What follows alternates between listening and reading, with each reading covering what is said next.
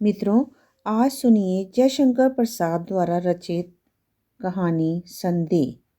संदेह कहानी जो कि हमें ये बताने का प्रयास करती है कि कई बार परिस्थितियाँ ऐसी बन जाती हैं मनुष्य के जीवन में कि मनुष्य के मन में भ्रम एवं संदेह उत्पन्न हो जाता है और वह संदेह वास्तविकता से परे होता है, लेकिन वह हमारे दिलों दिमाग में घर कर लेता है और यही संदेह मानव के मन को प्रभावित करता है।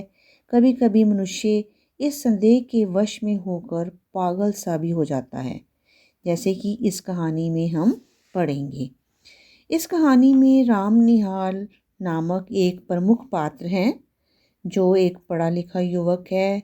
नौकरी की तलाश में श्यामा के घर आकर किराए पर रहने लगता है। वह वहीं उसी शहर में काम करते हुए अपना भविष्य बनाना चाहता है। वह एक महत्वाकांक्षी है, अविवाहित युवक है। श्यामा उस मकान की मालकिन है जो एक विधवा का जीवन व्यतीत कर रही है। राम निहाल को वहाँ रहते हुए श्यामा से एक तरफा प्यार हो जाता है, जबकि श्यामा अपनी पूरी निष्ठा, पवित्रता, दृढ़ता के साथ राम निहाल को अपना एक मित्र मानती है। इसी बीच राम निहाल के साथ काम कर रहे परिचित ब्रजमोहन के घर अतिथि के रूप में मोहन बाबू और मनोरमा का आगमन होता है। तो उनके पास समय का अभाव होता है। समय अभाव होने के कारण ब्रजमोहन राम निहाल से कहता है कि तुम अतिथियों को बनारस के घाटों के भ्रमण करवाने की जिम्मेदारी ले लो, क्योंकि मुझे काम के लिए जाना है।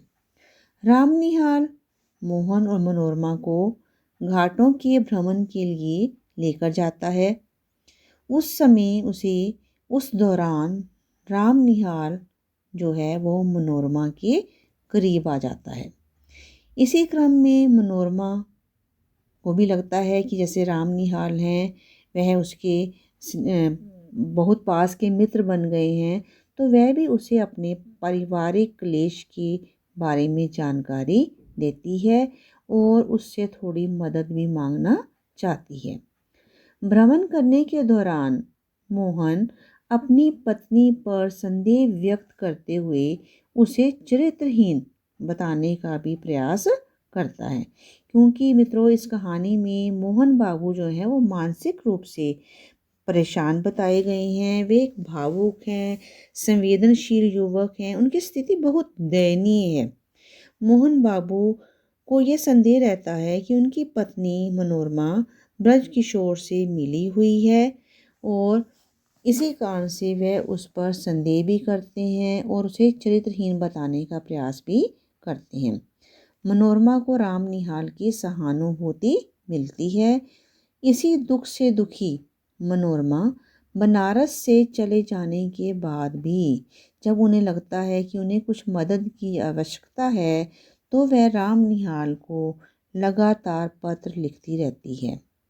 उन्हीं पत्रों का बंडल एक हाथ में लिए हुए और श्यामा का चित्र दूसरे हाथ में लिए हुए राम निहाल असमंजस की स्थिति में होता है कि वह श्यामा का घर छोड़कर जाए या ना जाए।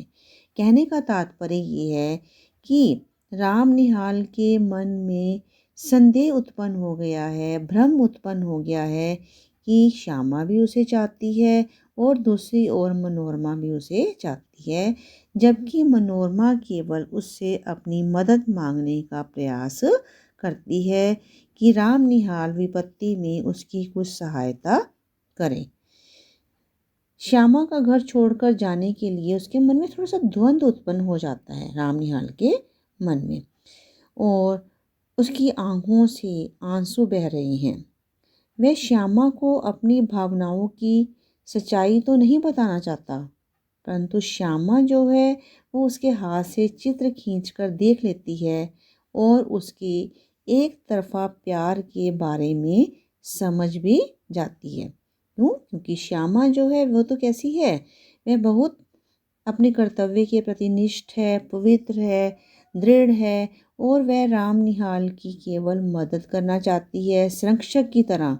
जैसे कोई वो सुरक्षा में रखना चाहता है कि वो उसको लगता है कि राम निहाल जो है अभी इतना समझदार नहीं है, तो वह उसको एक संरक्षक की दृष्टि से देखती है और उसकी भावनाओं को देखकर, राम निहाल की भावनाओं को देखकर कि किस तरह से वो एक तरफ़ा प्यार करता है, श्यामा उसकी मूर्खता पर भी हंसती है और उसे समझाती है कि वह जाकर मनोरमा की मदद करे और फिर वापस आ जाए, यहीं पर आकर रहे। इस तरह से कहानी का अंत हो जाता है। दोस्तों, मैं आपको ये बताने का प्रयास करूँगी कि इस कहानी के माध्यम से यही समझाने का प्रयास किया है कहानीकार ने कि हमारे मन में कई बार जो संदेह उत्पन्न हो जाता है, भ्रम उत्पन्न हो जाता है, हम अटकलें लगानी शुरू कर देते हैं, अपने आप ही अपने मन में वहम पाल लेते हैं, कोई इल्ज़ाम लगाना शुरू कर देते हैं दूसरों के लिए, संदेह के वश में होकर हम पागल हो जाते हैं। मानसिक रूप से भी हम मानसिकता को भी संदेह हमारा प्रभावित करता है। तो इस प्रकार की संदेहों को दूर करना अत्यंत आवश्यक है, नहीं तो एक संदेह जो है वो अनेक प्रकार की समस्याओं को जन्म देता है। दोस्तों, अगर आपको मेरी वीडियो पसंद आए तो लाइक करें, शेयर करें और सब्सक्राइब करें।